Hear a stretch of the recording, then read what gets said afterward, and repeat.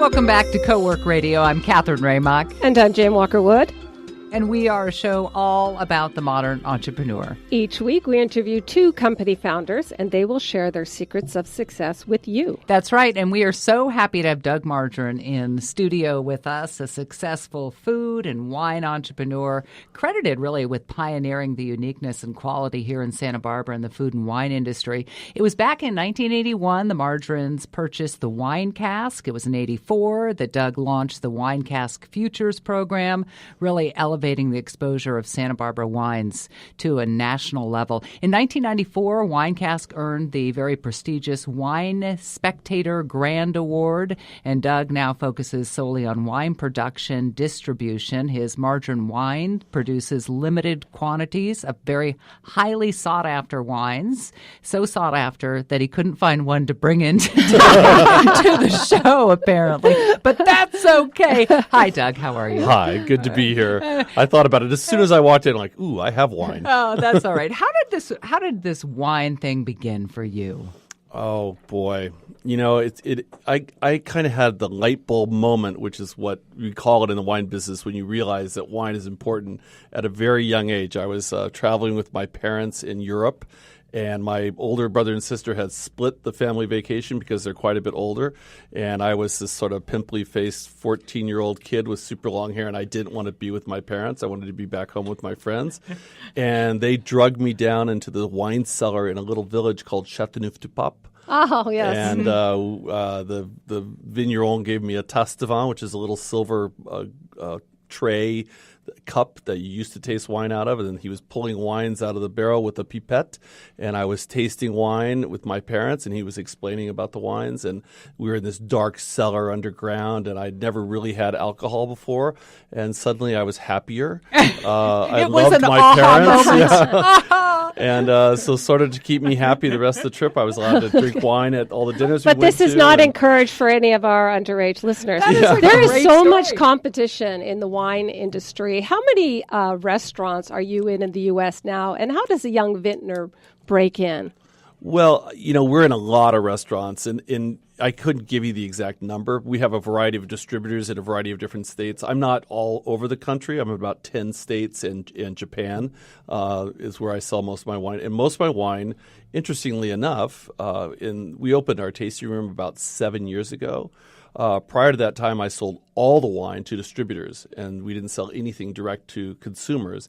And then with the advent of the internet and being able to have a website, and with the opening of our tasting room, we now sell 50% of our production direct to consumer through the website and through our wine clubs, which is pretty amazing. Obviously, it has so much to do with the quality of the wine, which I do want to talk to you about too. But I'd love for this purpose just talk to you about the marketing of, because there's a lot of great wines out there. Right. They haven't done what you've done. So have you done that? Yeah, well, I just to get back to Jane's question just a little bit. I think our niche is that we do concentrate on selling wine to restaurants versus necessarily selling it to retail wine stores, because the wines tend to be, from the experience I had with the restaurant, they tend to be a little bit lighter, a little bit higher in acid, a little bit lower in alcohol, and they tend to be, their wine's absolutely 100% designed for the table to have with food. And so, you know, we'll have the experience where someone will be tasting the wine, like the Sauvignon Blanc, and making sort of a face that, like, it's a little tart. And I say, oh, just wait. Seared scallops with a little saffron beurre blanc and some fried leeks on top of that. Then taste the wine, and the wine tastes better with food. And that's the whole idea, is to balance it with eating a meal and sitting at the table. Now, we talk a lot on this show about how brick and mortar is dying, but yet wine bars are doing so well. And I think that's because it's the experience, just like the Apple Store is an experience. So are you finding that people just come in and taste and drink and shop as well? Yeah.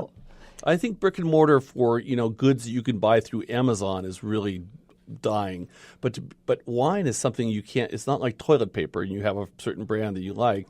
Wine, people want to know how it's made. They want to taste it before they buy it. They want to get recipe ideas. And they need more information. But you're helping create the experience. Absolutely. I mean, I could just have a wine bar and not talk to anybody. Right. And I think most wine bars, and certainly we're not necessarily a wine bar. We're more of a tasting room. So you can come in and we give you a flight of wines so you can taste the rosé, the Sauvignon Blanc, the Chardonnay, the Pinot Noir, and then the dessert wine, and having a whole experience and try all the different wines. And you can't get that through an internet experience. No. You have to really taste it and know what it tastes like. I was just in about a month ago or so. It was a girlfriend's birthday, and it was a girls' night out. What do you want to do? And that's what they chose to do, and it was so much fun. You had someone great behind the bar.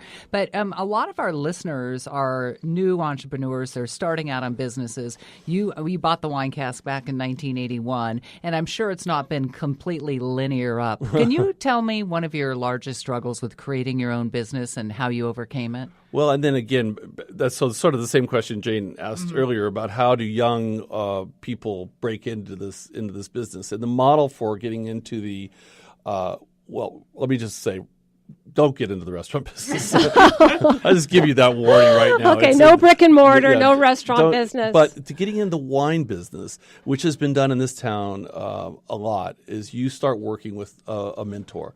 And you come and you work at a winery, and you might start off as an intern, and then you might the next year have a more important role, and you start to learn how to make wine. Then what's happened with me in my 17 vintages I've done since I started my own winery is that people have come and made wine with me and then moved on to either become a winemaker for another winery or start their own brand. And that's done all the time. One of the great young winemakers who's not young anymore, just passed away this weekend, Seth Kunin. Yeah. And that's how he came in and worked at the wine cask and learned about wine and knew about wine, knew what great wine was like, and then started making wines with Steve Clifton, who had started a small brand. And then he actually sold most of his first vintage back to the wine cask where he had worked. And then he built this whole incredibly successful winery with 2 tasting rooms down in the Funk Zone. And I'm only mentioning that story and giving him as an example because I want to give a shout out to him. He was the most wonderful guy in the world, and the wine community is really deeply saddened and hurt by his passing. He was a really young guy. He had a lovely wife and a beautiful daughter, and it's just it's further on to that. All those other young people like Graham Tatomer, who worked at Wine Cask, and Lucas, who works for me, my assistant winemaker, have all gotten together and gone to the Seth's Winery and helped finish the vintage for him. Oh, it's which fantastic. is just an amazing thing. Raj Parr jumped in, Dave Potter from Municipal Winemakers. Everyone really came together, and that's just what's so beautiful about this wine community. People do help young people, and Seth was especially good at mentoring young people. So the key really is internship rather than It's going to the your old- more traditional college or university and taking courses. Exactly. Now, you've also broken into France. I don't. With wine. Numerous times. I break in there at least once a year. Which is extraordinary because, the French are very particular about their wine. How did you do that? So I was consulting for a winery in the south of France for quite a few years. Interesting, the woman who owned, the couple who owned the winery, her mother was in a nursing home here in Santa Barbara. And so she would come and visit her, and then they would come and eat at the restaurant. And she fell in love with one of my iconic brands, which is M5, which is a red Rhone blend. Her winery was in the Rhone Valley. And so she loved the wine, and she would always take wine back to her winery, and then they do these blind tastings, and M5 always won. And so she asked me if I would come and help out, and they're just getting started, and they didn't really know what their blends were going to be or what kind of wines they were going to make. And so for about 5 vintages, I went there during harvest, and then I also would go back during the. I love everything French has a better name. We make wine. They do élevage, which is to whole raise wine, and then we blend wine to get it ready for bottle. They do assemblage. Now you do a lot of consulting. Yeah. What do you do when you're dealing with a client where maybe their grapes aren't as good as they think they are? I don't take on that client.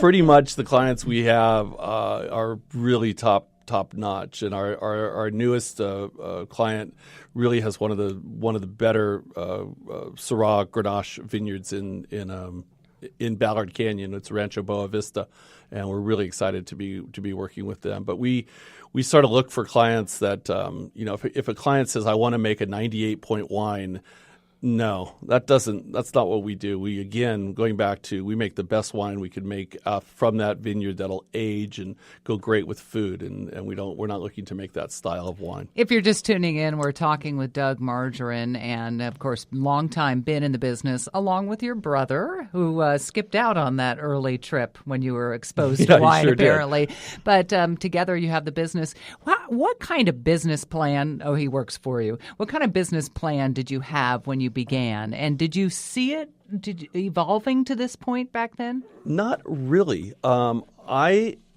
and I'll try to make this quick. I was in New Orleans, and I was having dinner at a restaurant called Delmonico's in New Orleans, and the sommelier there said, "Hey, why don't you just let me feed you?" And so 13 courses later, and a different wine with each course, we were sitting in front of the fireplace. We were drinking bourbon, of course, and it had been a long night of eating and drinking. And he sort of asked me, what are your dreams and aspirations, which is sort of an interesting question to ask. And I said, what I really want to do is I want to make my own wine. I had been in the restaurant business at that time for almost 25 years. And he said, what my dream and aspiration is? And I said, no, tell me. He goes, I want to move to Santa Barbara and run your restaurant. Oh, that's fantastic. And literally, I shook his hand and hired him. Wow. Of course, I woke up the next morning going, what have I done? Insert cuss word, and going, well, did I hire that guy? Now, you're completely out of the restaurant business now. Yes. So what is next for you? To some degree. Wine Cask is doing very, very well. Yeah. Mitchell and I came in after I had sold it. A group of investors asked us to come in and be partners with them to raise it from the ashes. And we have a really wonderful partner there who is now taking it on as her 100% owner. And Mitchell and I are still consulting there. So we're the local operators. So what's next for you? Because I know there is something next. No. Yes, there is. He's not going to tell us on the radio, but I know there is. I'm very happy with my life, and I love making wine and getting out and selling it. And so you're not thinking of another restaurant, a bar? I opened the show with the advice of don't open another restaurant.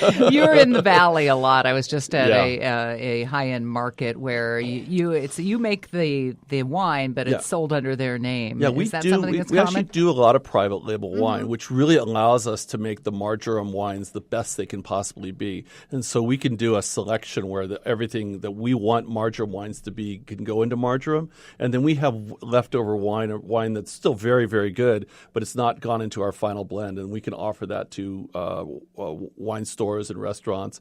El Rancho Market, which is up in the Valley, they now actually have 3 stores. We do a lot of private label wines for them. We do rosé. We do a Rhone Red blend, which is different than M5. We do a port for them, and they are one of our best partners. But we also partner. We do a special private label wine for Whole Foods, which is a Syrah-based rosé, where Margerum's a Grenache-based rosé. There's a great restaurant in Sonoma County called Girl and the Fig, and we do the rosé for their restaurant. And so we do a lot of private label wine. It's fun. We just had Aurora Winter on, and she was talking about this whole $1 million message that she has and co-working in general. But one of her main points was storytelling, and you tell such a great story. I mean, you're so passionate, obviously, about what you do in the wine industry. But just interested, if Doug Margerum hadn't done wine, hadn't landed in the wine industry, you'd have done what? Was there a backup? Well, it was interesting because, my folks, when I graduated from college, and I was telling them I wanted to open this wine bar concept. And then when the Wine Cask became available, which was a wine store, then the wine bar made a lot of sense because they were right next to each other. And as I wanted to go to get my MBA, and that was the plan, but I wanted to take a year off. And my father said, and very brightly said, "Hey, why don't we do this you can do it for a year or two and then sell it, or you'll learn more running this small business than you learn in business school. And then when you go to business school, you'll have actually run a business and it'll be more relevant to you." Of course, now we're 38 It's never years too later. late. Aurora went and got her MBA when she was about 45, 50 or Oh, wow. something. Well, that's, Thank you so much for joining us oh, today. thank you, guys. It's Really appreciate really nice you to see being you here. both. You're both great friends of mine, and it just Yeah. feels very comfortable to be here. And so we'll thank be you. here another 7 minutes if you want to run and get us a bottle and bring it I'll back. do that right now. It's just down the street. And don't forget Richard. Yeah. Richard